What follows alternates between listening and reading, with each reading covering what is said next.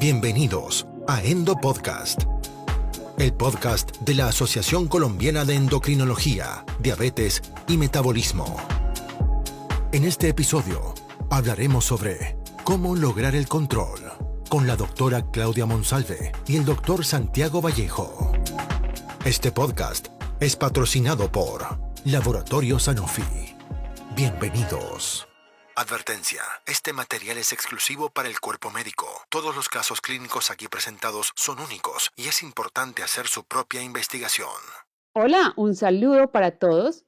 Bienvenidos a la serie Venciendo el tiempo en diabetes. ¿Qué debemos hacer para cambiar el futuro? En la serie de Endo Podcast, patrocinada por Sanofi Diabetes, este es el tercer episodio, Logrando el Control. Mi nombre es Claudia Monsalve Arango, endocrinóloga de la ciudad de Medellín. Estoy con Santiago Vallejo, endocrinólogo de la ciudad de Pereira. Bienvenido, Santiago, ¿cómo estás? Hola Claudia, muy feliz de compartir una vez más este tercer episodio contigo, en el cual después de haber hecho ese recorrido por la inercia terapéutica y por el legado disglucémico en los otros podcasts, que invitamos además a que no se pierdan, pues ha llegado el momento de lograr el control y de tomar decisiones. Bueno, es que los pacientes con diabetes son un reto para todos nosotros y quisiera que habláramos un poco de cómo hemos manejado al paciente históricamente. Hay una forma o una tendencia de manejarlos de una forma tradicional, un manejo conservador, pero hemos venido cambiando a hacer un manejo proactivo. Santiago, ¿tú nos puedes explicar cómo son estas dos tendencias, cómo ha sido el cambio de pasar de un manejo tradicional a un manejo proactivo y cómo queremos tratar a los pacientes con diabetes? Bueno, Claudia, pues esa es una pregunta muy interesante porque esto aplica en la actualidad no solamente para el abordaje de condiciones crónicas como lo son la diabetes, sino también la hipertensión arterial, la dislipidemia, entre otras. Y es que nosotros en ese manejo conservador del que tú hablas, lo primero es que en el pasado nos enfocábamos de manera más importante en la hemoglobina glicosilada como nuestro referente de control metabólico. Y lo que hacíamos era caminar hacia la meta de hemoglobina glicosilada en una serie de pasos escalonados y progresivos, por decirlo de alguna manera. Solíamos iniciar con cambios terapéuticos en el estilo de vida, por supuesto, esto siempre hará parte del manejo integral del paciente con diabetes, y casi siempre empezábamos con una monoterapia y como todos conocemos, pues metformina ha sido primera línea terapéutica en diabetes. Esperábamos los 3 meses para obtener una nueva medición de hemoglobina glicosilada y si no estábamos cumpliendo la meta, pues empezábamos a adicionar otros fármacos, que entre otras cosas en el pasado teníamos un arsenal muchísimo más limitado. Y en esto pues íbamos transcurriendo en tiempo hasta que lográbamos una meta de hemoglobina glicosilada. Pero esto, por supuesto, nos puede tomar tiempo. En la actualidad hablamos de un manejo proactivo. ¿Y a qué se refiere? Precisamente a tomar decisiones tempranas y oportunas. Quiero plantear que cuando yo de entrada hago el diagnóstico de diabetes, ya cuento con una serie de elementos clínicos que me pueden llamar la atención sobre la necesidad de utilizar varios fármacos. Por supuesto, la hemoglobina glicosilada. Cuando los pacientes se encuentran bastante lejos de la meta, incluso las guías nos dicen por encima de 1.5% de la meta individual para el paciente, probablemente va a ser poco un solo fármaco y de entrada se propone el uso de 2 fármacos.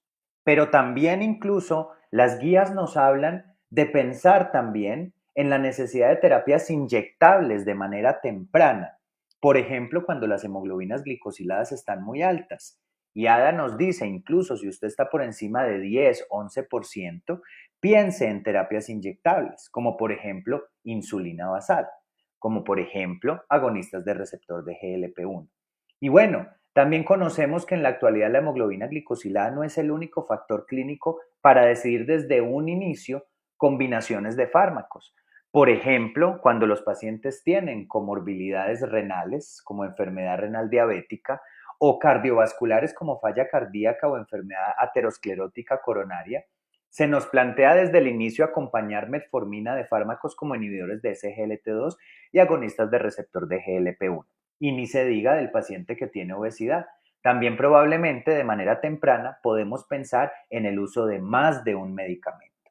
Entonces esto es un manejo conservador, que es como una escalita, versus un manejo proactivo en el que empiezo a inferir tempranamente la necesidad del uso de varios fármacos. ¿Cómo podríamos, Claudia, trasladar estos conceptos de los que te he hablado hacia estudios clínicos, hacia lo que la evidencia científica nos ha ido mostrando? Es que lo que hemos recabado con la evidencia es que cuando un paciente iniciaba con un medicamento oral, se demoraba más o menos entre 1 año y medio y 3 para recibir un segundo medicamento oral.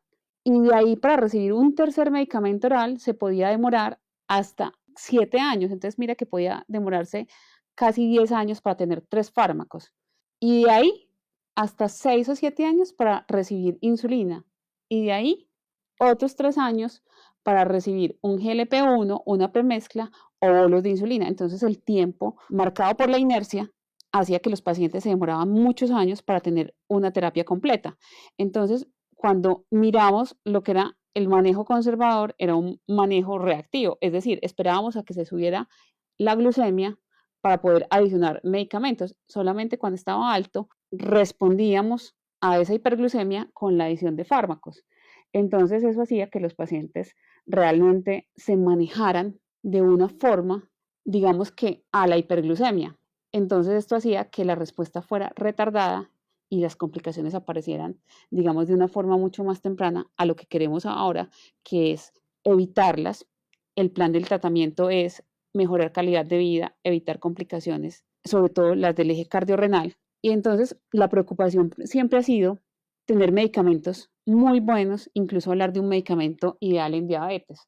Santiago, para ti, ¿qué serían las características ideales de tener en un medicamento para el paciente con diabetes tipo 2? Claudia, esa es una pregunta muy interesante porque hay una serie de elementos clínicos que debemos considerar al momento de elegir un fármaco antidiabético o mejor, como lo veníamos discutiendo, una serie de fármacos para un paciente determinado. Por supuesto que la eficacia ha de importar y nos referimos a eficacia como el potencial que un fármaco antidiabético tiene para el descenso de la glucosa, reflejado en la hemoglobina glicosilada, en la glucosa plasmática en ayunas, por ejemplo, en su potencial de tener algún tipo de impacto sobre el peso.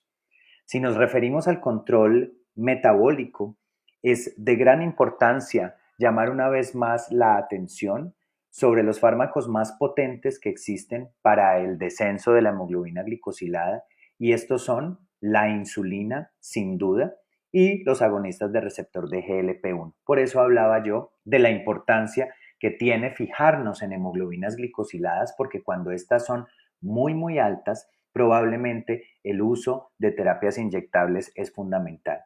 Y siempre llamar la atención de manera especial sobre esos pacientes que estén catabólicos. Cuando ustedes tengan pacientes que están perdiendo peso agudamente de una manera no justificada o pacientes que han hecho crisis hiperglucémicas agudas como cetoacidosis diabética, estado hiperglucémico hiperosmolar, recuerden por favor que la insulina es la opción terapéutica a tener en mente. La durabilidad del efecto es también muy importante y es cómo se sostiene el control glucémico en el tiempo y cómo se retardan las complicaciones. De manera que tenemos también estudios que nos hablan de algunos fármacos antidiabéticos que deberíamos preferir por su duración en la acción. Y la seguridad definitivamente nos tiene que importar. Nos tiene que importar sobre todo en términos de riesgos como por ejemplo la hipoglucemia. Y ahí seguramente más adelante vamos a poder hablar, Claudia, de cómo tratar de buscar opciones terapéuticas un poco más seguras, un poco más amigables para el paciente y probablemente con menor riesgo de hipoglucemia. También la utilidad, es decir, un fármaco que podamos utilizar en una amplia variedad de pacientes, en toda la evolución de la diabetes. Por ejemplo, si nosotros nos enfocamos en la enfermedad renal diabética, bien sabemos cómo en la medida en que progresa el compromiso renal, hay algunos fármacos que necesitan ajuste en su dosificación, Algunos empiezan a estar contraindicados a partir de ciertas tasas de filtración glomerular. Y por ejemplo, si hablamos de insulina, en estos pacientes renales, pues hay una cosa que es muy buena y es que la insulina sí podrá ser una opción terapéutica en todo el espectro de disfunción renal, por ejemplo. Y finalmente, la adherencia y la persistencia en una terapia. Es muy importante mirar qué tan amigable es una terapia con mi paciente, qué tan fácil es su consecución, porque esto permitirá que el paciente pueda unirse a un fármaco o a un esquema terapéutico por mucho más tiempo, logrando un control.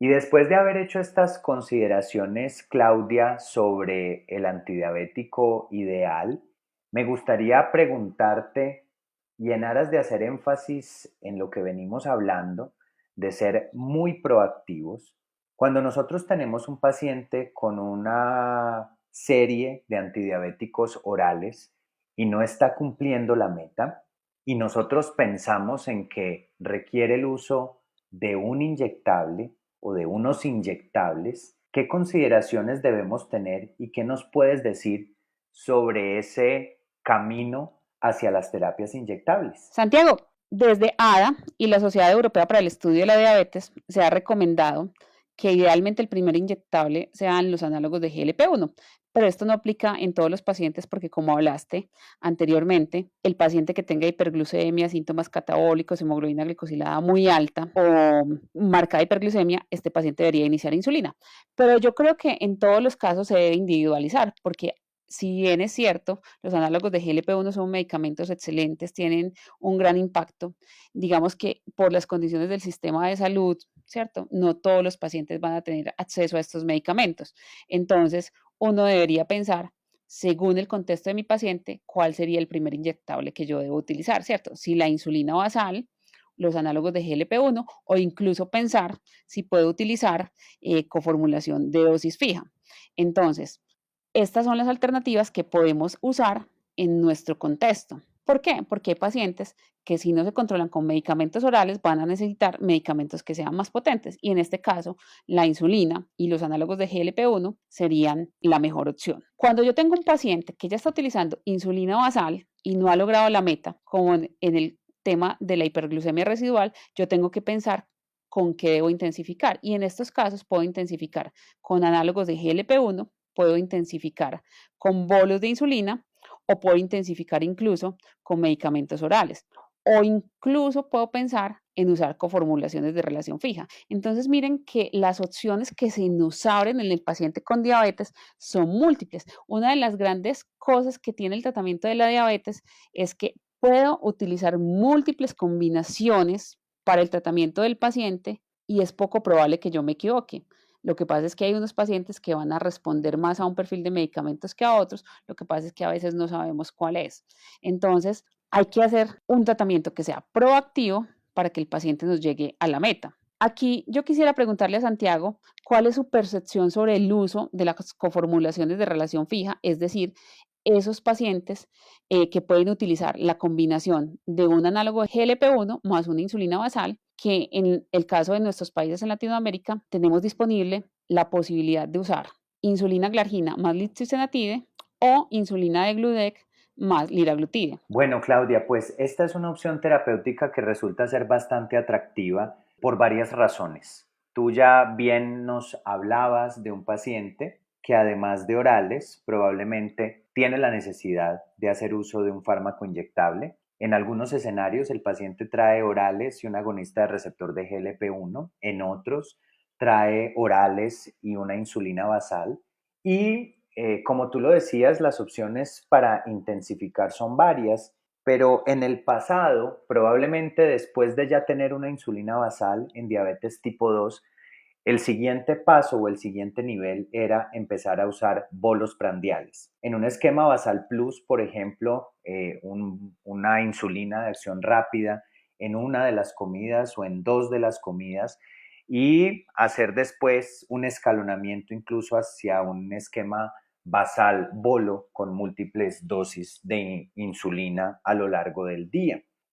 Cuando empezamos a hablar de estas coformulaciones, empezamos a tener la oportunidad de emplear unos esquemas terapéuticos un poco más amigables, que además es importante que resaltemos algunos beneficios de la coformulación. ¿Cuáles son algunos de ellos? Por ejemplo, que cuando yo en un solo dispositivo tengo una insulina basal con un agonista de receptor de GLP-1, estoy haciendo un enfoque simultáneo para la glucosa en ayunas. Nosotros sabemos que la insulina basal es la reina del control de la glucosa en ayunas, pero también al momento de introducir el agonista de receptor de GLP-1, estoy teniendo un impacto sobre la glucemia postprandial.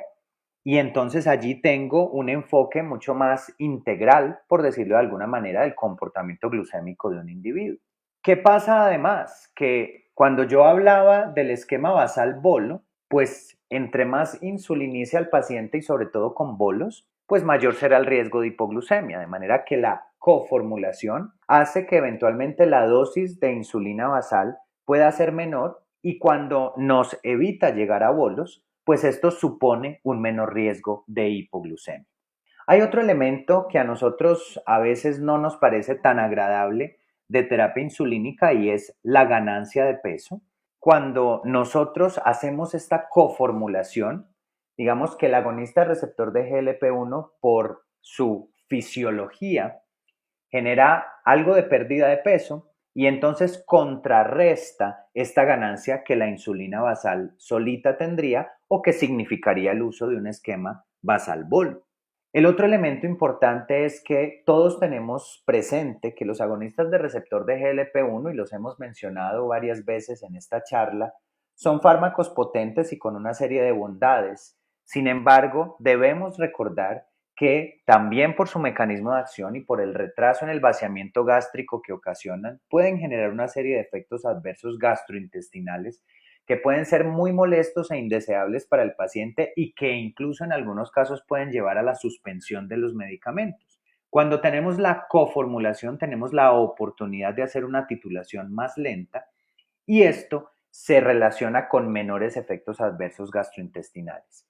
Y quiero una vez más llamar la atención sobre un elemento que hemos mencionado también repetidamente, y es que la coformulación permite hacer uso de un régimen simplificado que potencialmente aumenta la adherencia del paciente. Es decir, cuando yo en un solo dispositivo tengo dos antidiabéticos de muy buen perfil como la insulina basal y el agonista de receptor de GLP-1, estoy llevando al paciente a tenerse que puncionar una sola vez en el día, a tener que hacer mayor énfasis en su glucometría en ayunas. Y si yo lo voy a comparar con un régimen basal bolo, pues esto significará 4 punciones de insulina con todas las glucometrías que requiere una terapia insulínica compleja. De manera, Claudia, que sin lugar a dudas, a nosotros nos ha tocado un momento fantástico en la historia de la diabetes, y es que al haber ampliado este menú terapéutico, tenemos la oportunidad de actuar a tiempo,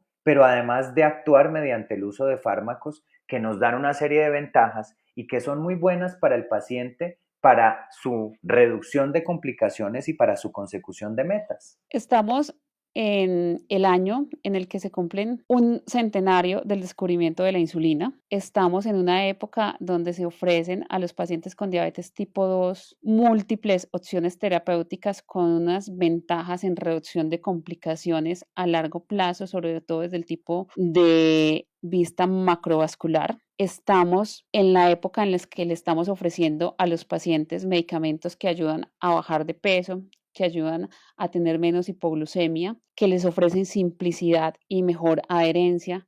Cada vez estamos ofreciéndole a los pacientes con diabetes medicamentos que se acercan más al ideal, con una seguridad mucho mejor, con menos efectos adversos, con una eficacia cada vez mayor. Yo creo que en este momento podemos nosotros como endocrinólogos sentirnos muy contentos y muy satisfechos. Y obviamente lo que viene para el futuro es mucho mejor, pero lo que se titula este podcast es que podemos cambiar el futuro. Yo creo que sí. Lo que viene en adelante es mucho mejor y todo depende de lo que nosotros hagamos como médicos para motivar a nuestros pacientes en el compromiso y en el autocuidado de su enfermedad, y lo que hagamos nosotros para vencer la inercia, para acabar con el legado disglucémico y sobre todo para que nuestros pacientes tengan una mejor calidad de vida.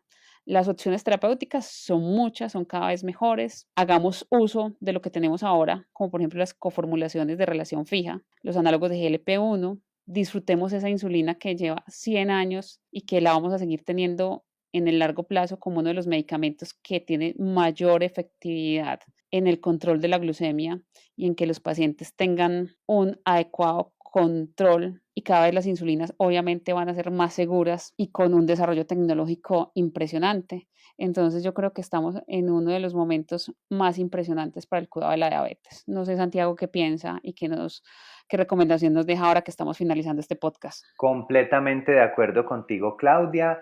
No, yo creo que ese cierre que tú nos diste es un cierre que es muy esperanzador, que nos lleva a mirar hacia un futuro interesante de la diabetes, hacia un presente muy importante que estamos viviendo.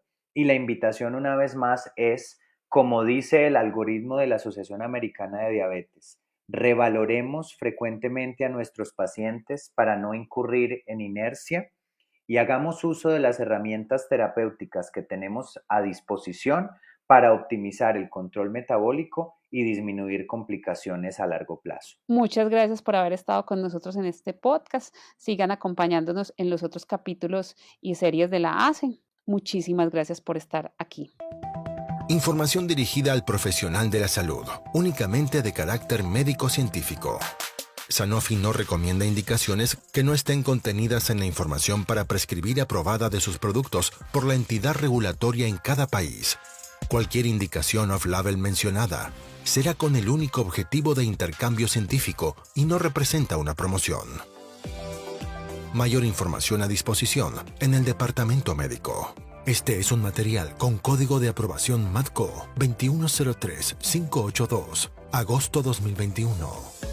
Esto fue Endo Podcast. Los invitamos a conocer más contenidos en la web www.endopodcast.org y suscríbase al newsletter.